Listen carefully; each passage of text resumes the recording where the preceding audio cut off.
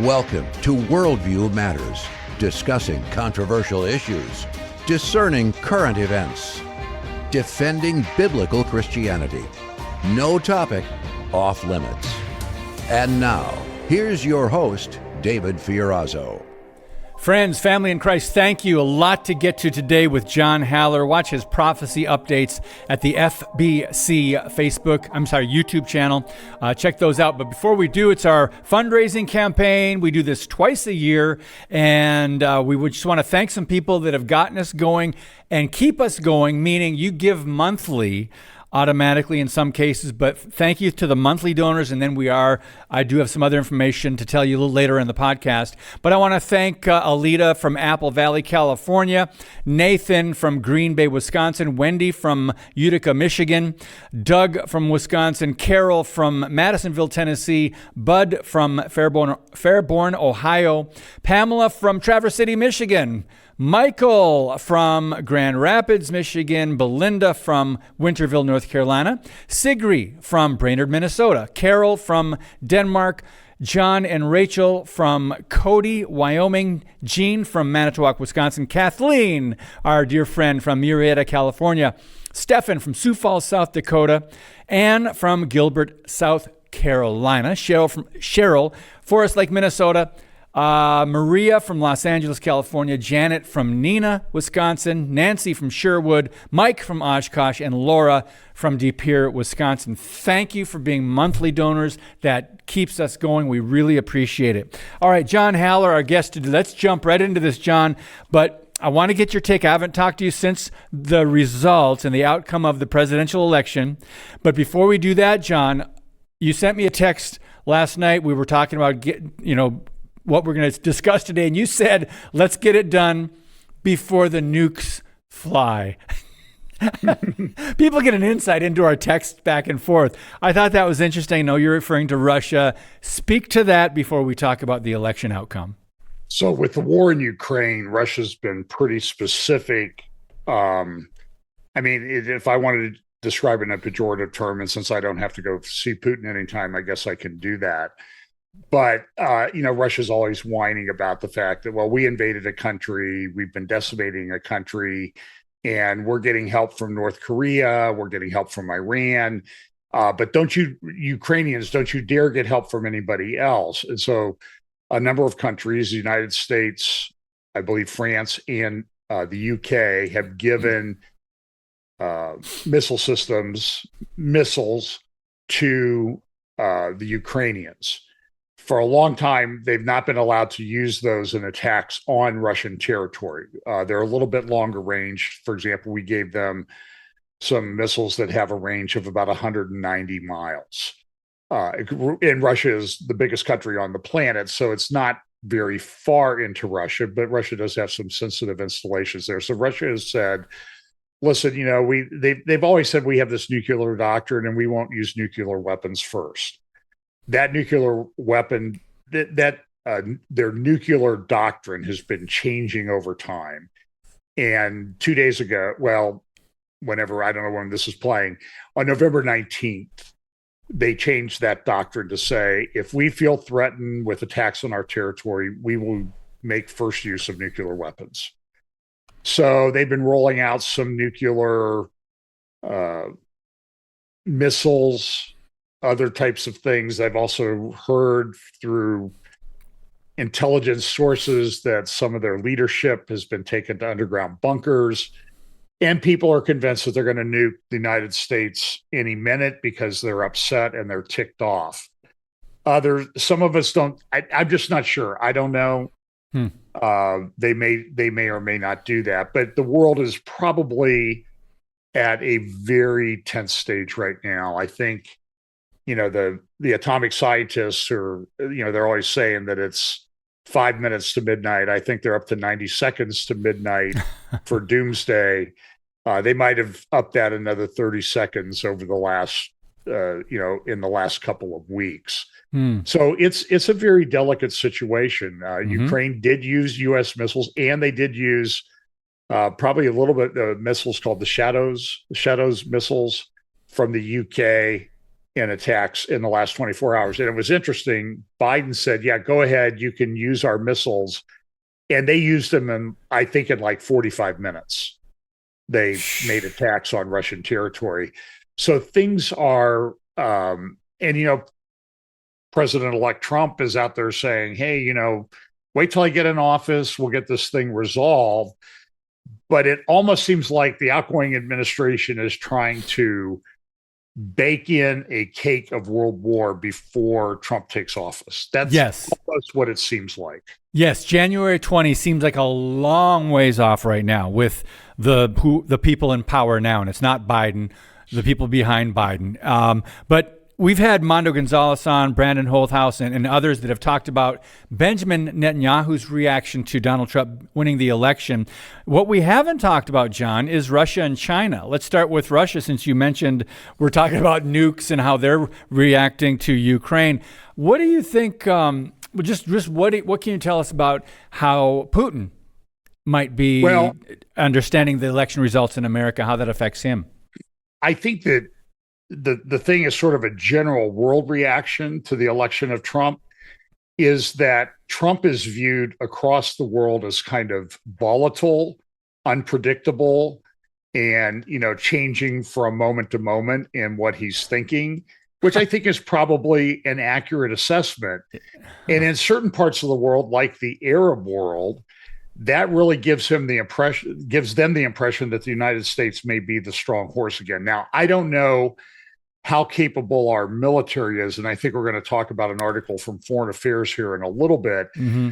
But so I think Putin and Xi, it's going to be one of two things. They're either going to hold off because they don't know how Trump would react when he comes into office on January 20th. But then again, they may say, we better do what we want to do to bake our own cake on how the world is organized before Trump comes into office. So it's going to be a very volatile couple of months here before Trump takes office. Agreed. Just be ready, Christians. Be praying. That's right. Yeah. So, John, you sent me another article from the International Criminal Court that arrest warrants have been issued for Prime Minister Netanyahu and former Defense Minister Gallant. That was breaking as of a couple days ago, but tell us about that and how that relates to what we're discussing today. Well, look, I think that it's clear that what we're seeing in the world is a epidemic of anti-Semitism. And by the way, it's very distressing to see this coming from people that a lot of people on the conservative, right-wing political spectrum, that Christians listen to have become these rabid anti-Semites. It's very, very troubling to me. But what you're seeing it on the world scale. So recently the UN Security Council had a resolution presented to it that would say that you need to do a ceasefire in Gaza and then talk about the hostages. The United States was the only member of the UN Security Council. There are 15, 5 permanent and then 10 rotating members. Of the 15 members of the Security Council, the United States was the only one to vote no. Now, because the United States voted no, the Security Council resolution can't go any further.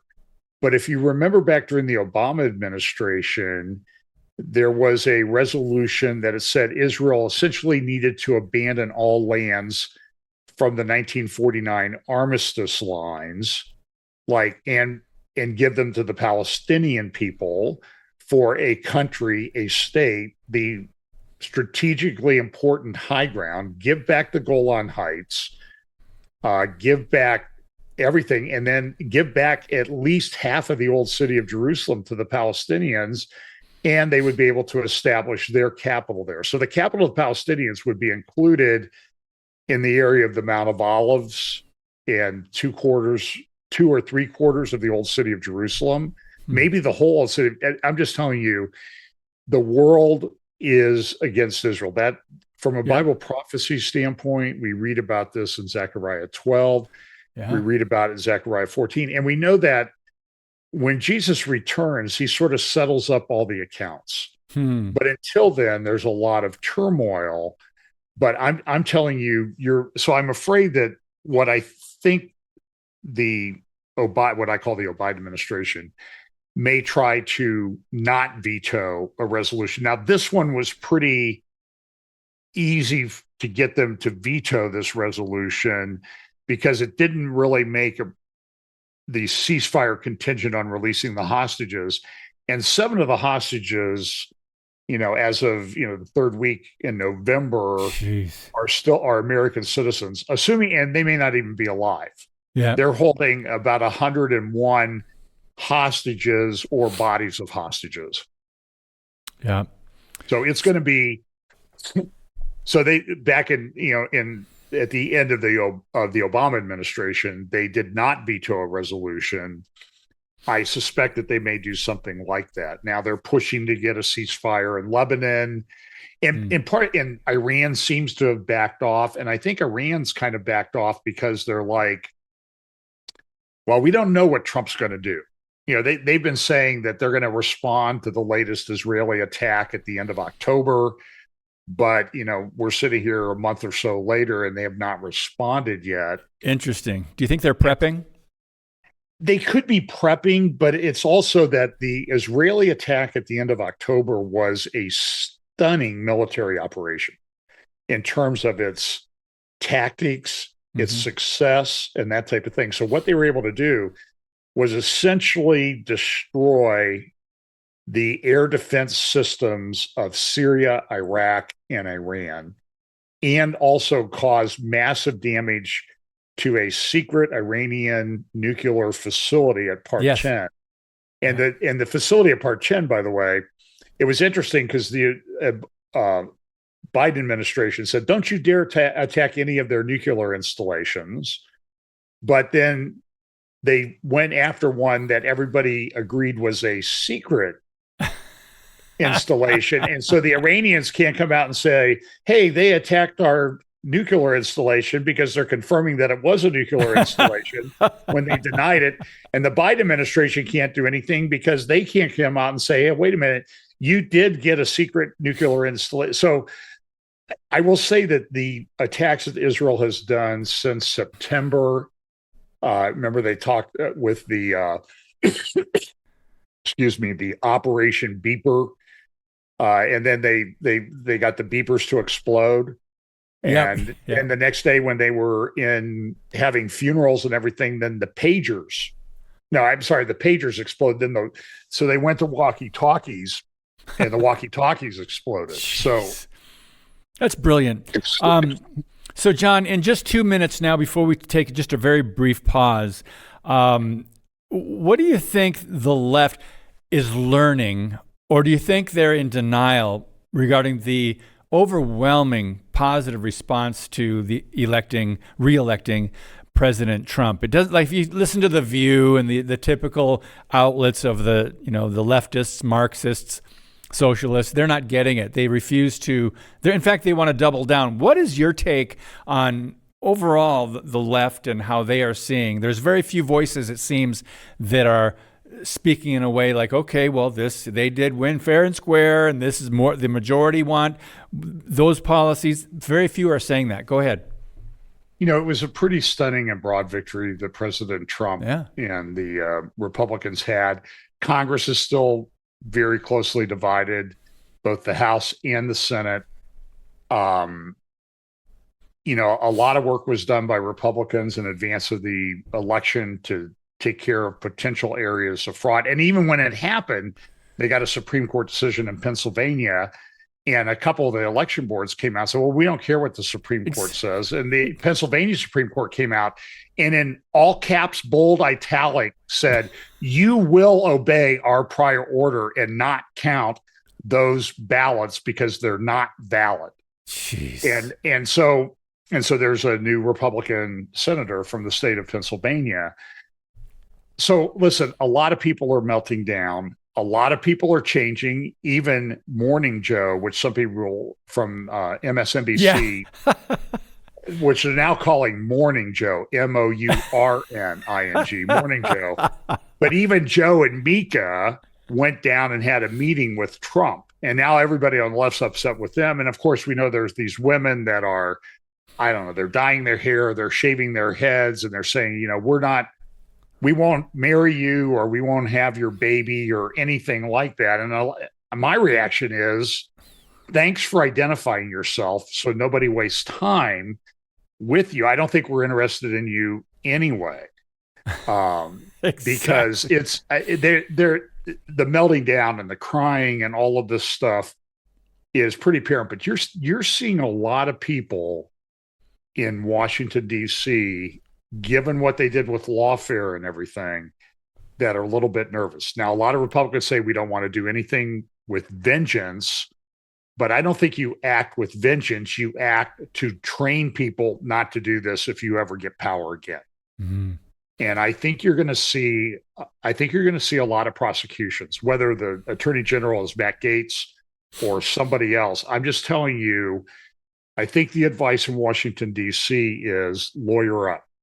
Now, that doesn't mean, by the way, you lawyer up whether you're guilty or innocent, because going through the criminal process is a minefield, and you do need a lawyer to help guide you. Yep. But there's going to be some prosecutions come out of this. I mean, and like the cases against Trump, even his conviction where he was convicted in New York State, they're talking about, well, let's put that on hold for 4 years. They actually said that the other day because they're on the verge of the Court of Appeals. They're dismissing that case and sanctioning the prosecutors for bringing such a ridiculous case in the first instance. Mm-hmm. It was a legal joke. Yep. What they tried to do. And the Court of Appeals judges at the hearing, they said that. And by the end of the hearing, the prosecutors were not defending what they did. They were asking the Court of Appeals, please don't sanction us when you dismiss this case. So we got to take a brief pause. When we come back, I'm going to just give people the subtitle of this article we're going to go to at Foreign Affairs. And it is Technology is Remaking War and America Must Adapt. More with John Haller coming up on Worldview Matters. Introducing Patriot Mobile, the wireless carrier that stands with you. We are committed to supporting the values that make our nation great. With affordable plans and reliable nationwide coverage, Patriot Mobile is not just a wireless service. It's a call to action for those who believe in the American dream. Get free activation now with promo code DAVID.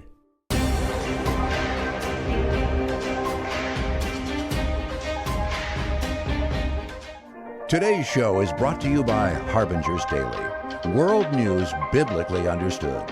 Stay informed at harbingersdaily.com.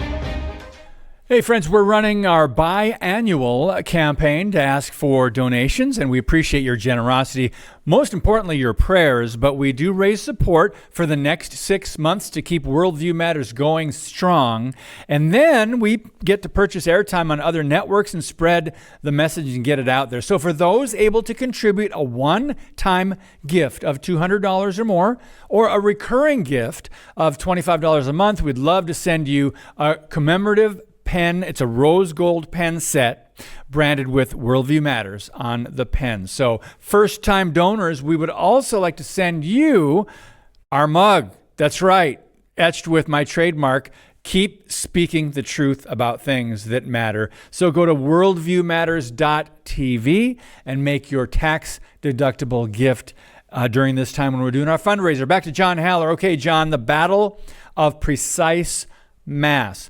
What does that mean, and why is technology so important now? Is it just the fact that there's not as many deaths of human beings? They're limiting collateral damage of strikes. Is technology that important? Just walk us through this briefly.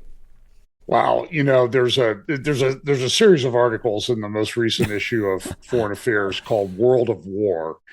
And I talked about some of them in my update on Sunday, November 17th, and I will be in the future because I think they're very well thought out. And these are coming from the technocrats. So what's happening in battles of precise mass is the war in Ukraine, between Russia and Ukraine has become almost a laboratory for future warfare. And what's happening is that they're finding that a lot of systems that have been relied on before. So, the Pentagon, it's a big building. So they think we need to build big, expensive systems to do things.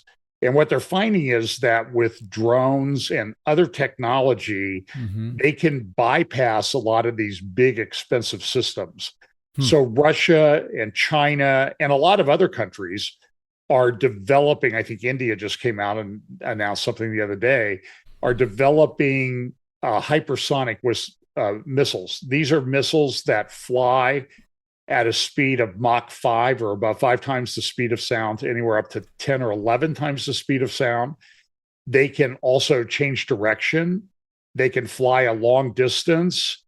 And it's very difficult for missile systems to shut this down. Now, some people think that the technology is overhyped at present, but certainly Russia's been talking about this for 6 or 7 years, that they have hypersonic missiles. The problem with that is that one precision-directed hypersonic missile could take out a multi-billion-dollar aircraft carrier. Wow. So you might spend $3, $4, $5 million on a hypersonic missile. It can destroy whatever our aircraft carriers cost, $50 billion or whatever, and they can be gone. And so that makes it difficult. The other advantage is that they're unmanned systems in a lot of cases, so you can fly at faster speeds. So, for example, we've all seen the Top Gun movies. The human body can only stand so many G-forces, precision turns, and then you pass out. But if you can make that a pilot, an aircraft without a pilot, you can do things. So what they're finding, though, is that these drones can be mass produced. Even Ukraine announced last year, in the midst of a war, the country is devastated. They were going to be able to produce, they thought, 1 million drones in Ukraine in 1 year. So now we've seen these things, and you see these drone arrays like at New Year's celebrations and that type of thing. China just did, I think they set a record where they simultaneously launched and controlled 8,500 drones. Gosh. Well, multiply that by 1,000 because of the way computing power is increasing. You might soon be able to control 1 million to 8 million drones at one time. That makes it difficult to defend against. And so that's why they're talking about battles of precise mass. Okay. Drones are small, fast, can be piloted from afar. Some of them have their own built-in artificial intelligence systems to do the programming of how they're going to go. They don't even really need to be in communication with a base station. And so these drones are able to go in and take out people and installations. And so now, Ukraine was putting up videos of drones that they had that were able to essentially drop molten metal on tanks and destroy tanks. So you can get a $2,000, $5,000, $10,000 drone can take out a $30 million battle tank. Wow. And so this is changing. But the other problem is that it makes this type of warfare accessible to more countries because of the cost of scaling up. So the United States has a thing, I think Britt Gillette, my friend Britt Gillette, who I've done some roundtables with, has talked about molecular manufacturing, where they manufacture these things at a molecular level very quickly. They can be controlled. There's the kind of famous video movie that had, the drones, a small swarm of drones, like a swarm of bees circling a guy, and they all had a bullet or some kind of package that could explode and take a guy out. And right now, there's really not a lot of defense. So that's why a country like when Israel gets in a battle with Hezbollah in Lebanon, they have a lot of missiles and rockets, and Israel has Iron Dome. They have Arrow 3 missiles. They have, aircraft that can take out things. But sometimes these drones get through and they fly around the country for like 2 or 3 hours. Wow. Because they fly low to the ground. They're hard to find. And I have friends in Ukraine, and they tell me that, these Shahed drones that they get from Iran, they come in with, they sound like lawnmowers. They have a very simple gas engine on, but it's the sound of a swarm of those. So they might take out 90% of them, but 10% get through, and they don't cost that much. They cost like, I don't know, 5 or 10 grand at most to build and put together. So Iran can scale up very quickly. Other countries can scale up. And then when you add in the computing power and artificial intelligence and all of this, so what this article on Foreign Affairs is saying, Battles of Precise Mass, is that, listen, this is changing warfare and the United States needs to adapt. So you may not need a huge Air Force or a huge naval fleet or anything like that. But the problem is everybody else is going to be able to do that too. So the world of war is changing very quickly. And wow. I mean, Israel's dealing with it with Iran. And because Iran is in one of the other articles in the Foreign Affairs was about, it's called The Age of Depopulation, that Iran is in demographic collapse, as are most of the countries in the West. Japan will lose 2 million people in population this year. Last year, they lost 1 million. China will probably lose 6 million in population this year. That's 1.5 times the city of Los Angeles. Wow. It's just gone from your population. And so Iran has been told and has said in their own newspapers, they've had the fastest collapse in female fertility of any country in human history. So that makes them more likely to try to go to these technologies, to try to use these technologies, and maybe to use them now. That's why I kind of think a lot of these things are converging to see a wrap up of these things in Bible prophecy in the very near future. It changes everything. It changes war, changes fatalities. It changes how much money is spent. You're right. Other countries get involved. John, it goes by way too fast. We're going to have you on more often, and we're talking about possibly doing a live with Mr. John Haller. Brother, I really appreciate all the research you do. And you even read the New York Times, so the rest of us don't have to. I do it so you don't have to. That's right. Thank you, brother, so much. David. Yeah. Thanks. All right, guys. And again, thanks for your prayers and for your ongoing support of Worldview Matters. Keep it coming. To God be the glory. Thanks for tuning in and for sharing the podcast. God bless you. And as always, keep speaking the truth about things that matter.